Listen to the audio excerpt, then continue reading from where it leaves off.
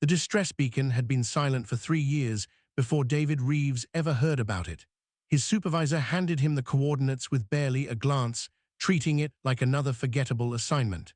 A xenobiology research station on Verdant 7 needed its data cores pulled before the whole facility collapsed into the swamp. Simple retrieval work, nothing special. David flew his small shuttle through the moon's thick atmosphere, watching green canopies stretch endlessly below. The station appeared through morning mist like a metal skeleton, half swallowed by creeping vines and rust. Landing pads had cracked under years of moisture. Windows gaped dark and empty.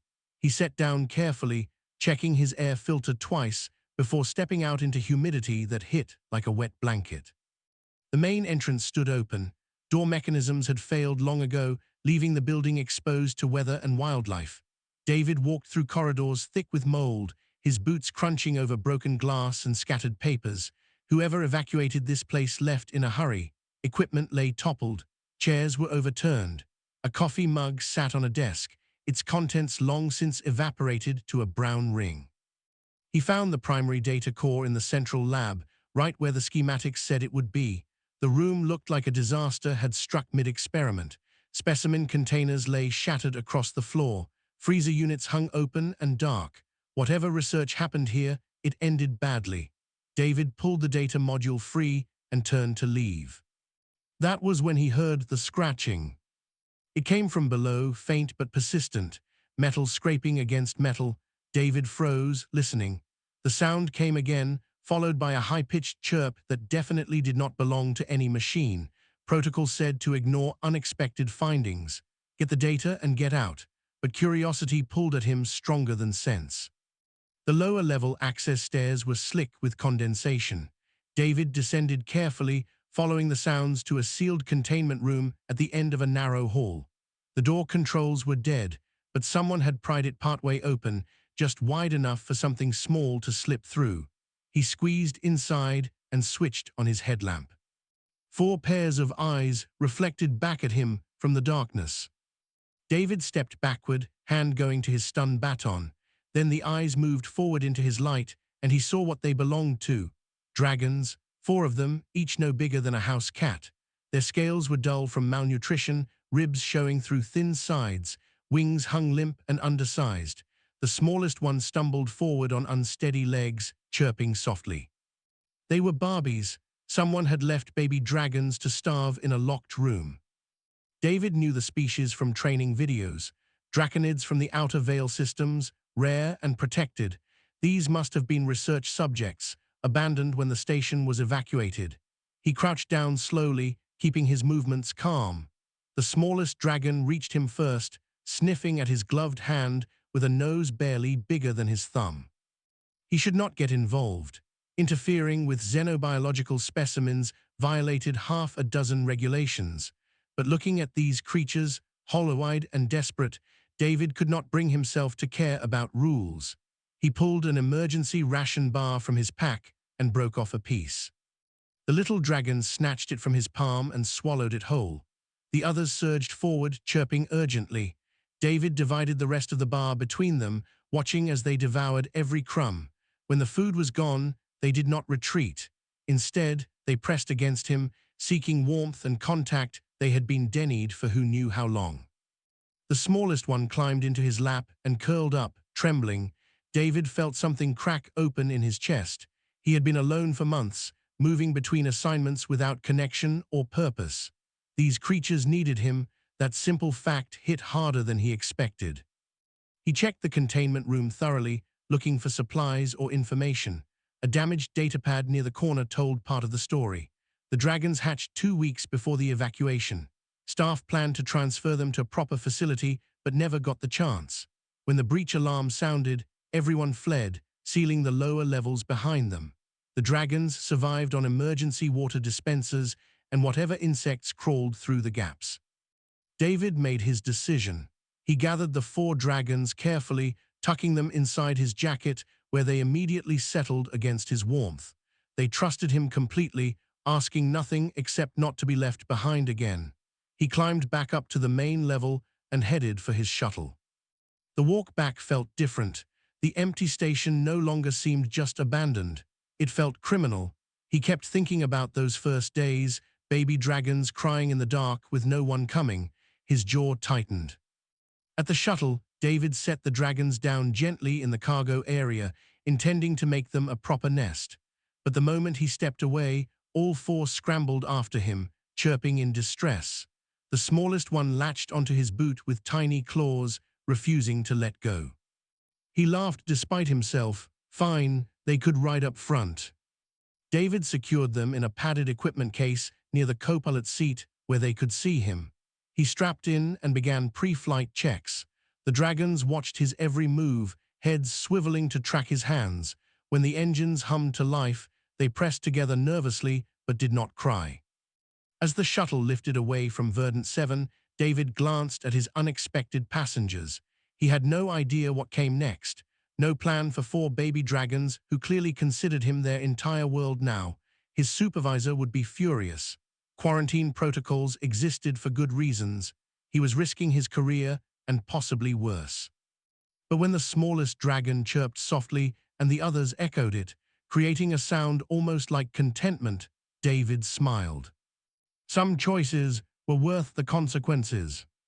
3 days into the flight, David understood he had made a terrible mistake, not in saving the dragons, but in underestimating how completely they had bonded to him. The cargo bay had become their territory. They dragged his spare clothes into a corner and piled them into a nest, arranged with the precision of architects. Every meal wrapper, every tool he set down, every loose bolt got collected and added to their hoard. The smallest one, who David started calling Tiny despite knowing he should not name them, appointed itself chief decorator. It brought him gifts constantly: a wrench, his left boot, a protein bar it somehow opened and partially ate. David tried to maintain boundaries. The dragons belonged in the cargo area. He belonged in the cockpit. But every time he closed the dividing door, all four would scratch and cry until he opened it again. Eventually, he gave up and left it open. They seemed content just watching him work. On the 4th day, his supervisor called for a status update. The comm screen flickered to life, showing Director Patricia Owen, a woman whose patience had limits David regularly tested. She looked tired, which meant budget meetings. David straightened in his seat, very aware of 4 small dragons currently napping in the corner just out of camera range. "Reeves, you recovered the data core." "Yes, Director, clean extraction. Files are intact." "Good. How soon until you reach Greenville?" David checked his navigation display. 48 hours, standard. Patricia nodded, already looking at something off-screen. "Dock at the main facility. We need those files analyzed immediately. Some pharmaceutical company thinks the research might be salvageable." She paused, focusing back on him. "Anything else to report?" This was his moment to come clean, to explain about the dragons and request proper channels for their care. David opened his mouth to do exactly that. Tiny chose that moment to wake up and chirp loudly. Patricia's eyes sharpened. "What was that?" "Just, loose paneling. This shuttle has some age on it." The dragon chirped again, louder. The other 3 joined in, creating a chorus. Patricia leaned closer to her screen, suspicious. "Reeves, what do you have on that shuttle?" David made a split-second decision he knew he would regret. "Nothing, Director. Just me and some noisy equipment. I will have it checked when I dock." She stared at him for a long moment. "See that you do, Owen out." The screen went dark. David let out a breath and turned to find all 4 dragons staring at him. Tiny tilted its head, making a questioning sound. He pointed at them firmly. "You almost got us both in serious trouble." Tiny chirped again and brought him a data cable, dropping it proudly at his feet like an offering. David rubbed his face. He could not keep them, that much was obvious. Dragons required specialized care. Proper facilities, trained handlers. He was just a data recovery pilot living out of cheap rental quarters between assignments. But every time he tried to imagine handing them over to some research institution, his chest tightened. The dragons had other ideas about their future. On day 6, David woke from sleep to find Tiny curled against his chest and the other 3 sprawled across his legs. They had somehow jimmied open his quarters door during the night. When he tried to move them back to the cargo bay, they simply followed him, a determined parade of scales and wings. Tiny grabbed his pant leg in its teeth and tugged insistently toward their nest. "I cannot sleep in a pile of dirty laundry and protein wrappers," David said firmly. Tiny huffed warm air at him and tugged harder. He ended up sleeping there anyway, because the alternative was listening to heartbroken crying all night. The nest was surprisingly comfortable once he stopped fighting it. The dragons arranged themselves around him like living heaters, purring softly. David stared at the cargo bay ceiling and accepted the truth. These creatures had imprinted on him completely. He was their entire world. That made what came next even harder.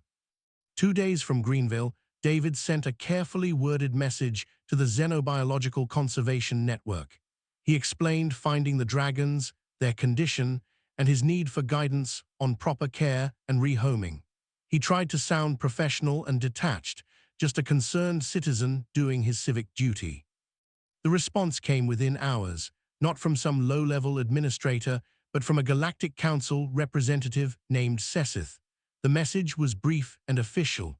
David was to maintain the dragons in quarantine and prepare for immediate transfer upon landing. Council specialists would handle everything, no exceptions. David read it 3 times, feeling cold spread through his stomach. Quarantine meant separation. Transfer meant cages. He looked at the dragons, currently playing a game that involved tackling each other and rolling across the floor in a happy tangle. Tiny won each round by cheating, using its wings to pin the others. They were not just specimens, they were children, his children in every way that mattered.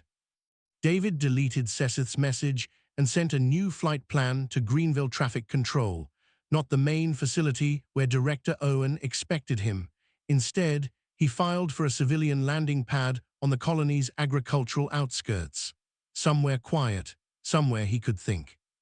Tiny climbed into his lap and looked up at him with eyes far too intelligent for something supposedly non-sentient. It made a soft, questioning sound.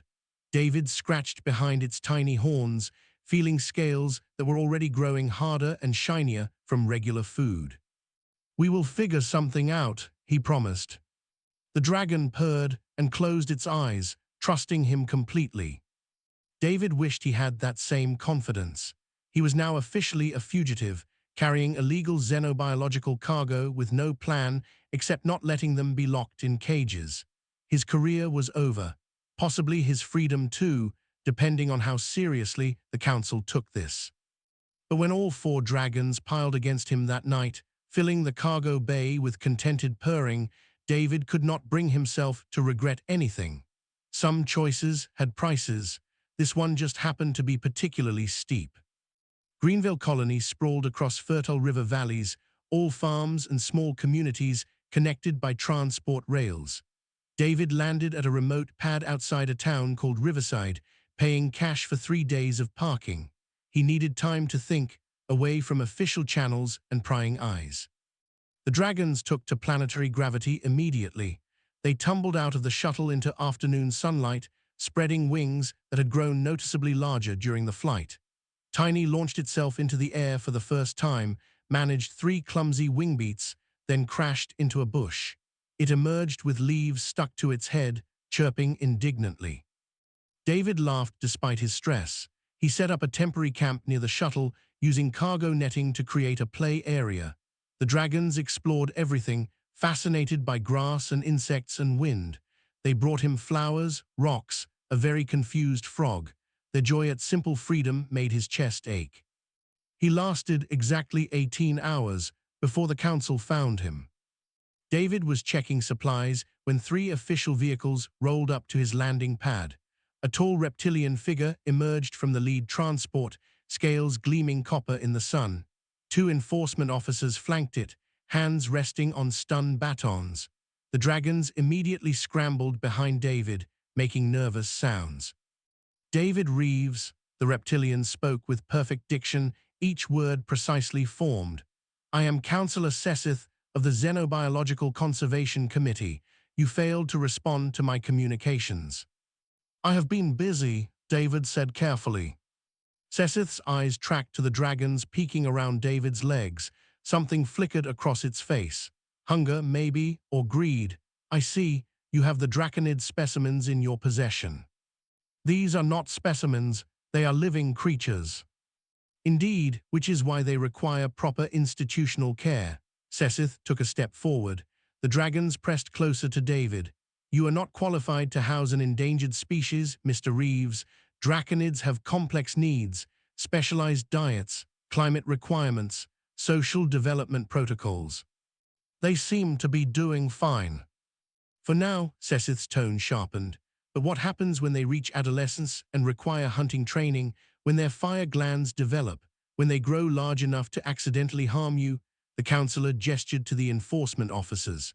We have a preservation facility prepared, experts standing by. The draconids will receive optimal care while we establish a breeding program.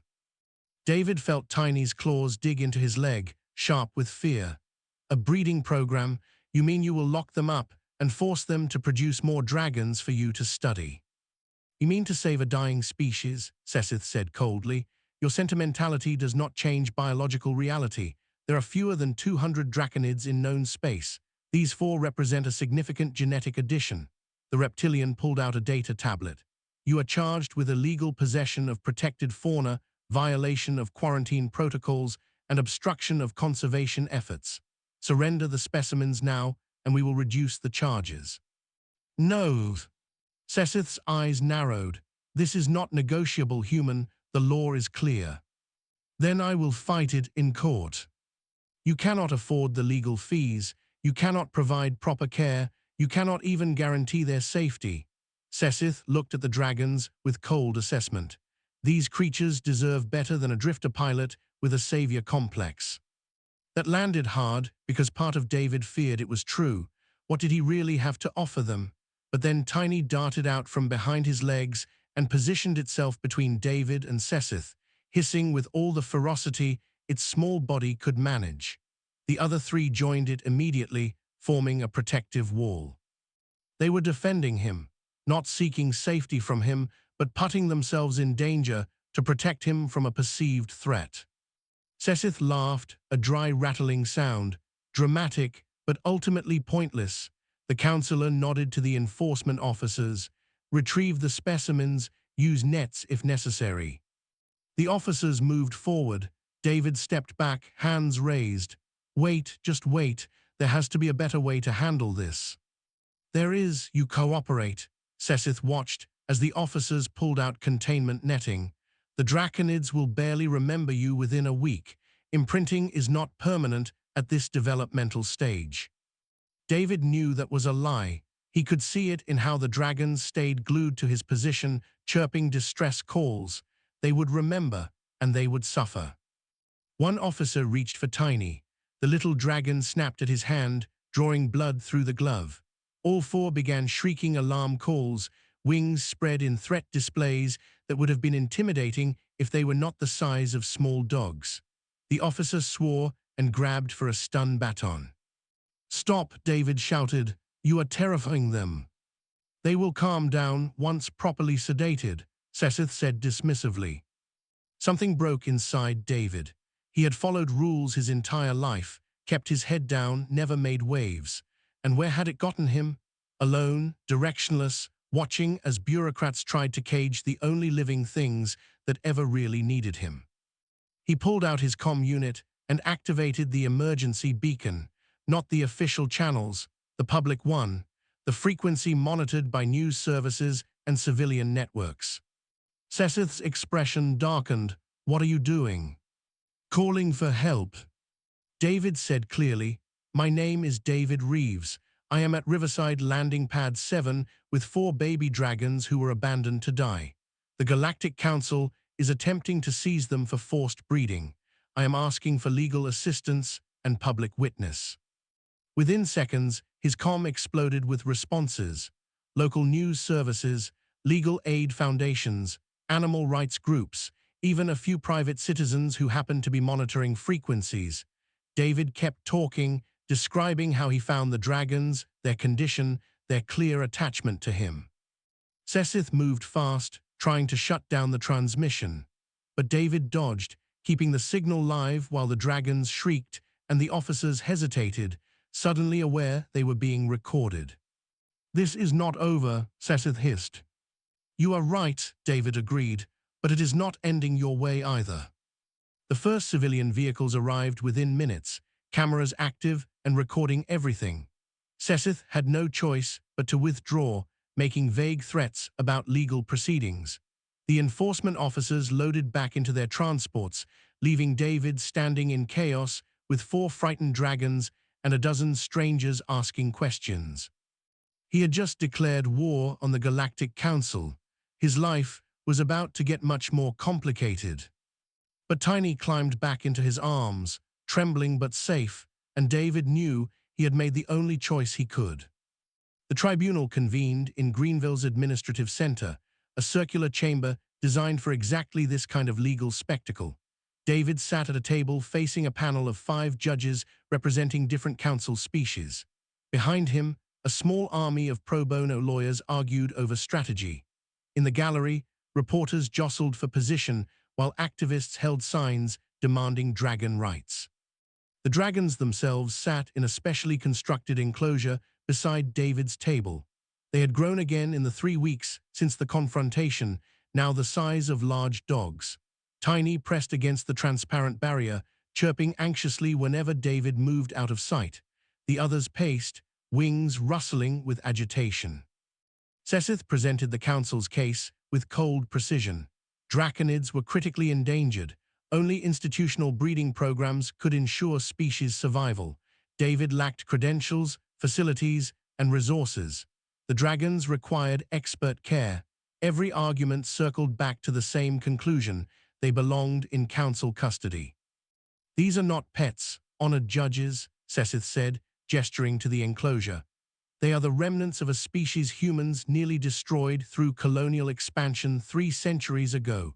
We have a moral obligation to preserve them, not abandon them to amateur care." David's lead lawyer, a human woman named Rashida Okoro, stood to respond.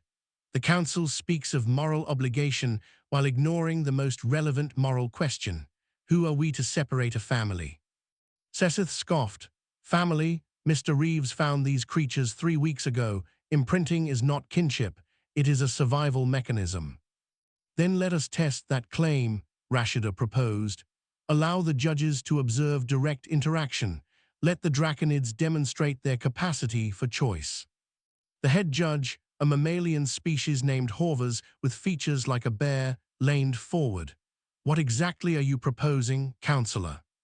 "A simple exercise. Place the draconids in an open space with multiple options: food stations, comfortable sleeping areas, enrichment activities, and people. Mr. Reeves, Counselor Sesseth, trained xenobiologists. Let the draconids choose where they feel safe." Sesseth objected immediately. "This is absurd. Draconids at this development stage follow food and warmth, nothing more." "Then you should have no concern about the outcome," Rashida countered. Judge Horvers consulted with the other judges briefly, then nodded. "The tribunal finds this demonstration acceptable. We will reconvene in the evaluation arena in 1 hour." The arena turned out to be a large indoor garden used for agricultural exhibitions. Council staff set up the test space quickly: food stations at 3 corners, heated sleeping platforms in a 4th, toys and climbing structures scattered throughout. 3 xenobiologists in lab coats waited near one food station. Sesseth stood near another, looking supremely confident. David took his position by the entrance, trying not to appear desperate. They brought the dragons in together. All 4 immediately oriented toward David, chirping recognition, but the handlers held them at the center point, equidistant from all options. Fresh meat sat in bowls nearby, its smell strong enough to make Tiny's nostrils flare. "Release them," Judge Horvers commanded. The handlers stepped back. For a moment, the dragons stood frozen, overwhelmed by space and options. Then Tiny chirped and bolted straight toward David, covering the distance in seconds. It slammed into his legs hard enough to make him stagger, purring loudly. The other 3 followed immediately, piling against him in a mass of scales and wings and desperate affection. David crouched down, letting them surround him. Tiny climbed onto his shoulders, a position it favored lately. The others pressed close, making their contentment obvious to everyone watching. They are simply responding to familiarity, Sessith argued loudly. Given time, they would explore other options. Then we will give them time, Judge Horvers said. Mr. Reeves, please step away. David's heart sank, but he complied. He walked to the far side of the arena and stood with his back to the dragons, trying not to look. Behind him, he heard the handlers attempting to guide them toward food, heard them offering treats and making encouraging sounds. Tiny shrieked, not the playful sounds David had grown used to, but genuine distress. He turned to see all 4 dragons huddled together, ignoring the food, ignoring the toys, wings spread in defensive postures. One of the xenobiologists tried to approach with a treat. The largest dragon snapped at her, forcing her back. They are stressed by the unfamiliar environment, Sessith insisted. This proves nothing except poor socialization. Rashida addressed the judges. With permission, I would like to present additional evidence of cognitive capacity. We have conducted basic intelligence assessments with the draconids over the past week. She brought out a series of puzzle boxes, each requiring different problem-solving skills to open. One needed levers pulled in sequence. Another required matching colored symbols. A third involved physical coordination to manipulate locks. The dragons had seen these before. David watched as Tiny immediately attacked the symbol puzzle, its small claws surprisingly dexterous. The others split up, each choosing a different challenge. Within 5 minutes, all 4 boxes were open, treats claimed and eaten. They brought the food back to David, dropping pieces at his feet like offerings before eating. The gallery murmured. Even Judge Horvers looked impressed. But Sessith was not finished. Intelligence does not equal sentience. Many species can solve puzzles without true sapience. Trained animals perform complex tasks without understanding them. Then let us examine emotional intelligence, Rashida said. She nodded to David. He knew what came next from their practice sessions. He walked to the center of the arena and sat down, then covered his face with his hands and made sad sounds. Not words, just expressions of distress. The dragons reacted immediately. All 4 rushed to him, making worried chirps. Tiny climbed into his lap, butting its head against his chest. The others pressed close, wings wrapping around him in an instinctive huddle. They did not seek comfort for themselves. They offered it to him. David looked up at the judges, letting them see his genuine emotion. They understand sadness. They respond to pain. They choose to help when they could simply leave. He stood slowly, dragons still clinging to him. The council wants to separate them for breeding, but draconids bond for life in the wild. Forcing separation would cause psychological damage the council is conveniently ignoring. Judge Horvers was silent for a long moment. Then the massive judge stood, looking at Sessith directly. Counselor, your arguments about preservation are noted, but this tribunal cannot ignore evidence of emotional capacity and clear bonding. These draconids have demonstrated awareness beyond mere animal instinct. They are still endangered, Sessith protested, still require specialized care. Agreed, Judge Horvers turned to David. Mr. Reeves, this tribunal will grant you temporary custody under the following conditions. You must establish a suitable living environment within 60 days. You must allow regular welfare inspections.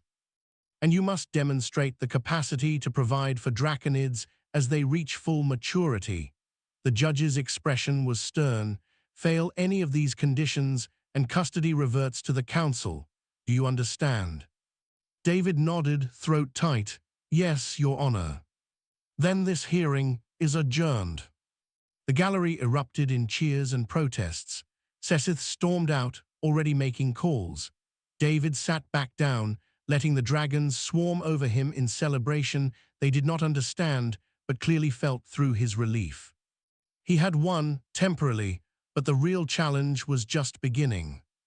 The valley David chose sat 3 hours outside Greenville's main settlements, accessible only by rough transport roads. Hills rose on 3 sides, thick with native forest.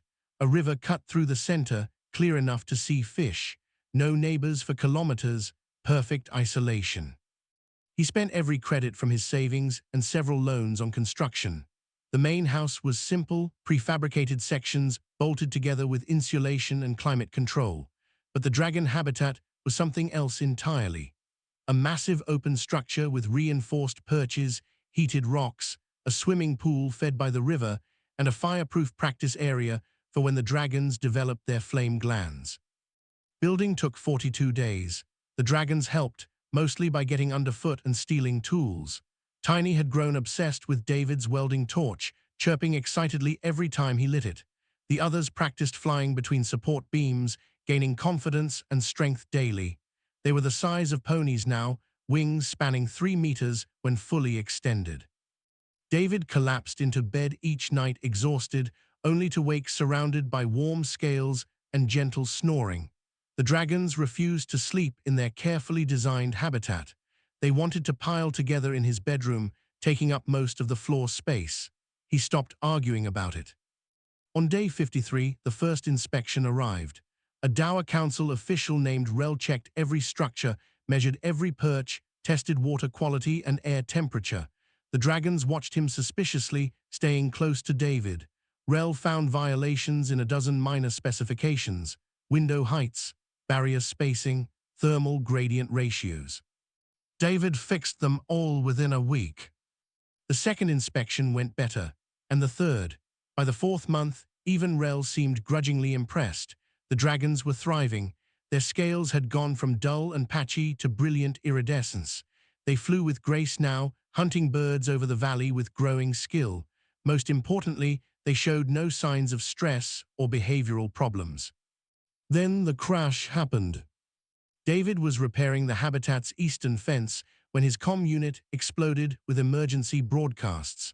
A cargo freighter had lost control during atmospheric entry, breaking apart over the mountain range 15 kilometers north. Debris scattered across multiple valleys. The ship carried 82 crew and passengers. Local rescue services mobilized immediately, but the terrain was brutal: steep cliffs, dense forest, multiple impact sites. They needed every available vehicle and capable person. David listened to the chaos on the emergency channel and made his decision.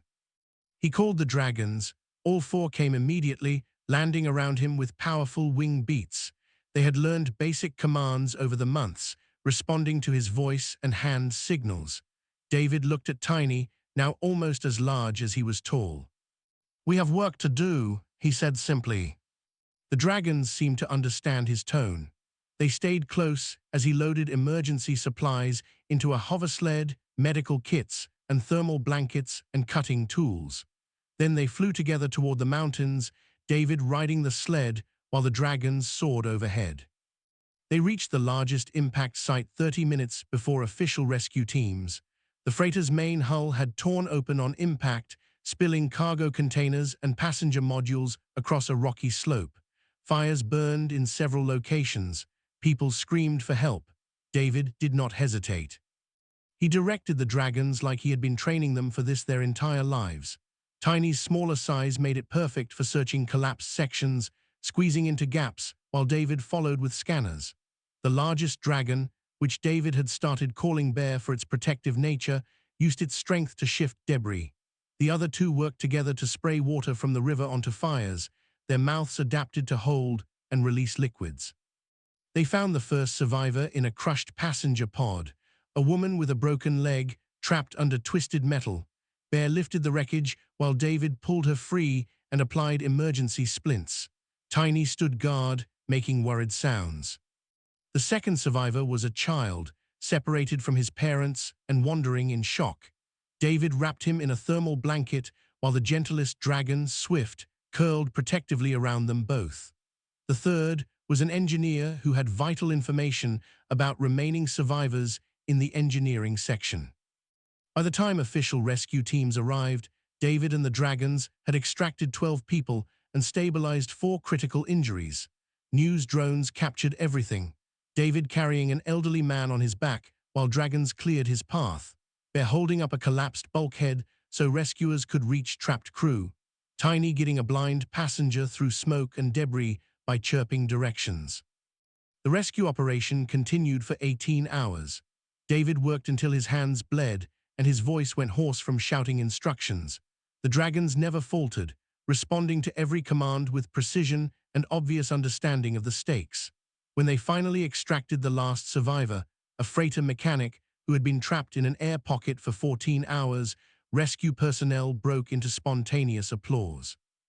David sat on the hover sled, too exhausted to move. The dragons collapsed around him, breathing hard. Tiny rested its head in his lap, eyes half closed. The others sprawled nearby, wings drooping with fatigue. A rescue coordinator approached, a grizzled human woman named Lena. She looked at David and the dragons with open amazement. "We have been doing this for 20 years, never seen anything like what you just pulled off." She paused. Those dragons understood orders, responded to complex situations, showed initiative. "They are smart," David said quietly. "They are more than that." Lena gestured at the rescue site. "You saved 15 people who would have died before we reached them, because you trusted them, because they trusted you." The footage spread across the network within hours. David and his dragons working in perfect coordination, Tiny squeezing through impossible spaces, Bear's incredible strength, Swift's gentle care of the injured, and through it all, David treating them not as animals to command, but as partners who understood the mission. Public opinion shifted overnight. Comments flooded in from across multiple systems. People called the rescue miraculous. They called the dragons heroes. Most importantly, they called David's bond with them proof that humans could build families anywhere, with anyone. Even Sessith could not argue against the evidence. The dragons had demonstrated intelligence, emotional capacity, and voluntary cooperation in a high-stress emergency. They chose to help. They chose to follow David's lead. They chose to risk themselves for strangers. When David finally returned to the valley 3 days later, he found messages from Judge Horvers. The tribunal had reviewed the rescue footage. Permanent custody was being granted. The council would continue welfare inspections, but they acknowledged what had become obvious to everyone else. These dragons belonged exactly where they were, with the human who had refused to abandon them, who had built them a home, who trusted them enough to bring them into danger because he knew they would choose to help. David read the official decision in his living room, surrounded by sleeping dragons. Tiny snored against his shoulder. Bear took up half the floor. Swift and the fourth dragon, Runner, were tangled together near the fireplace. They had made their choice weeks ago. The tribunal had just finally caught up. He closed his eyes and let himself believe, for the first time, that this might actually work, that the family he had accidentally built might actually survive the challenges ahead. The dragons purred in their sleep, content and safe. Outside, the valley stretched peaceful under evening stars. Tomorrow would bring new problems, new inspections, new battles with bureaucracy. But tonight, they were simply together, and that was enough. 2 years changed everything and nothing at all. David walked through the valley in early morning light, watching mist rise from the river. The dragons were already awake. Practicing aerial maneuvers over the eastern ridge. They had reached full maturity, now massive creatures with wingspans that cast shadows across entire hillsides. Tiny, despite its name, stood 4 meters at the shoulder when grounded. Bear was even larger, a wall of muscle and iridescent scales. They spotted him and descended in formation, landing with precision that would have seemed impossible for creatures their size. Wind from their wings flattened grass and sent debris scattering. Tiny reached him first, lowering its head for the greeting ritual they had developed. David pressed his palm to its snout, feeling warmth and the faint vibration of purring. "Good morning," he said, scratching behind Tiny's horns where the scales were still sensitive. The dragon huffed warm air and made a sound that was almost words. Almost. Draconids were not verbal, but they understood language far better than anyone expected. Tiny straightened and gestured with its wing toward the northern mountains, making questioning sounds. "Yes, we can go flying later," David confirmed, "after breakfast and inspection prep." Swift chirped agreement and brought David a fresh fish from the river, dropping it proudly at his feet. Runner nudged it toward him with its nose, clearly expecting praise. David laughed and obliged, knowing the game by now. They brought him things constantly: food, interesting rocks, once an entire fallen tree. He prepared breakfast in the main house while the dragons occupied themselves with their morning routine. They had favorite perches now, preferred hunting grounds, established hierarchies.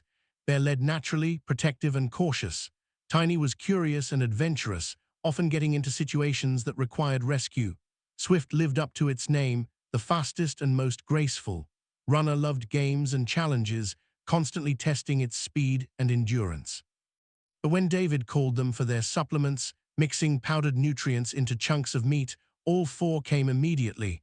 They could have hunted for themselves. The valley provided abundant prey, yet they chose to eat with him, sharing meals like the pack they had become. The inspection arrived midday. Rel, the original council official, had been replaced by a younger auditor named Karim. Where Rel had been suspicious, Karim was genuinely fascinated. He spent more time observing dragon behavior than checking regulations. Their coordination is remarkable, Karim noted, watching the dragons work together to stack cargo containers in the storage area. A delivery had arrived that morning, and they had immediately begun organizing supplies without prompting. That is problem-solving skills on par with most sentient species. They are smarter than most people give them credit for, David agreed. Karim made notes on his datapad. The Galactic Council has been receiving petitions, other rescued draconids, proposals for alternative care models based on your success here. He looked at David directly. You have essentially created a new standard. Dragons do not need institutional facilities, they need family. David felt pride at that, but also responsibility. Other humans were trying to replicate what he had built, with varying success. Some understood that it required genuine commitment.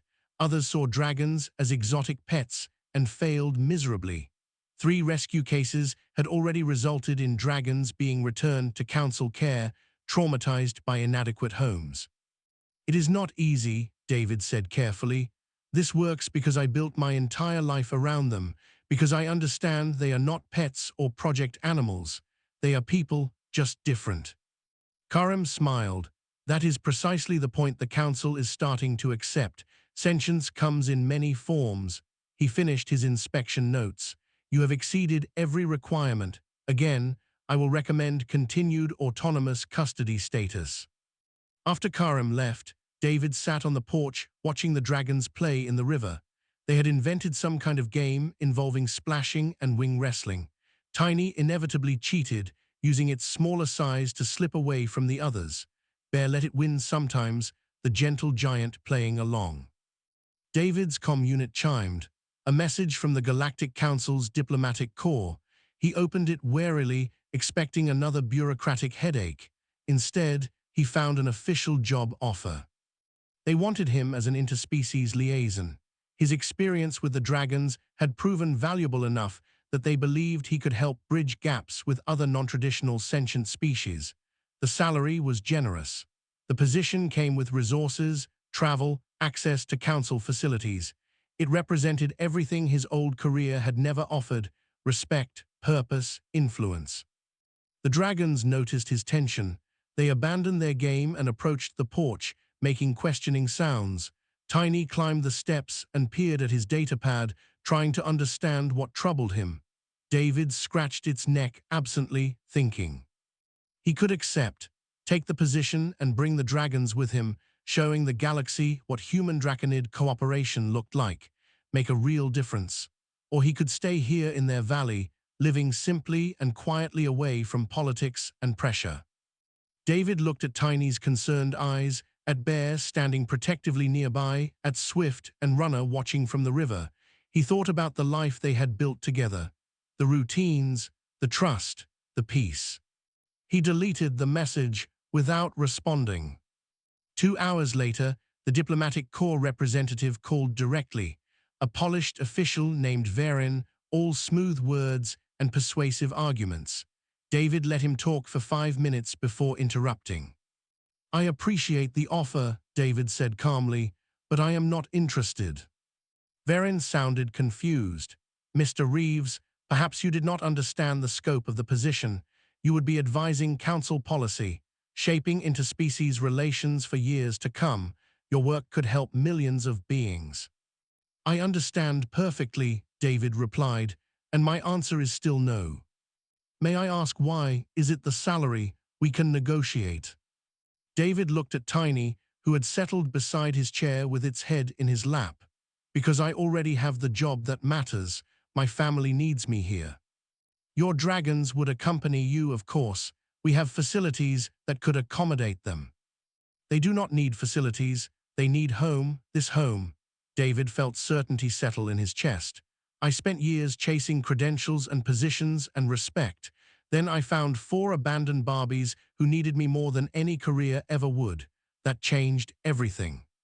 So you will just stay here, isolated, wasting your potential. I will stay here raising my children, David corrected, teaching them, learning from them, building a life that actually means something. He paused. I am not wasting anything. I am just done trying to prove my worth to people who measure value in titles and influence. Verdant tried arguing for another few minutes before giving up. David ended the call and tossed the comm unit aside. The dragons had gathered around the porch, clearly eavesdropping despite not understanding the words. They knew his tone, knew he had chosen something. Yes, we are staying, David confirmed. Just us, right here. All 4 dragons made pleased sounds. Tiny licked his hand with a warm tongue. Bear settled beside the porch like a guardian statue. Swift and Runner went back to their game, satisfied. That evening, David lit a fire in the outdoor pit. The dragons arranged themselves around it, the way they had since they were small enough to fit in his lap. Now they created a wall of scales and wings, keeping him sheltered at the center. Tiny sprawled with its head near the fire, eyes reflecting flames. A visiting neighbor, a farmer named Wilson who lived 2 valleys over, stopped by to drop off fresh vegetables. He looked at the dragons with healthy respect and sat beside David, accepting a drink. Council wanted you for some fancy position, I heard, Wilson said casually. News traveled fast in small communities. David nodded. They did. But you said no. I did. Wilson was quiet for a moment, watching the dragons. People think you are crazy, you know, living out here with monsters. What do you think? David asked. The farmer smiled. I think those monsters would die for you, and you for them. That is more than most families can say. He stood, nodding respectfully to Bear. You did good, Reeves, building this. Not many folks understand that love comes in all shapes, but you got it figured out. After Wilson left, David sat alone with his thoughts and his dragons. The fire burned low. Stars came out, brilliant without city lights to dim them. Tiny shifted, making a questioning sound. What happens now? David said, understanding the question even without words. We keep doing what we are doing, we live. We grow, we help when we can, like at the crash site, but mostly we just exist together. He scratched behind Tiny's horns. Some families are born, some are chosen. We chose each other, that is enough. Tiny huffed warm air and closed its eyes, content. The other dragons settled deeper into sleep, their breathing steady and peaceful. David stayed awake a while longer, listening to them and watching stars wheel overhead. He had never planned for this life, never imagined himself raising dragons in a remote valley, turning down prestigious positions to remain anonymous and happy. But looking at the creatures surrounding him, trusting him completely, David could not imagine wanting anything else. They had saved each other. He gave them a home when they needed one. They gave him purpose when he had none. And together, they built something simple and precious and entirely their own. In the distance, something howled. The dragon's ears twitched, but they did not wake. They knew David would alert them if danger threatened. Until then, they slept without fear, surrounded by family. And David, for the first time in his life, felt completely at peace.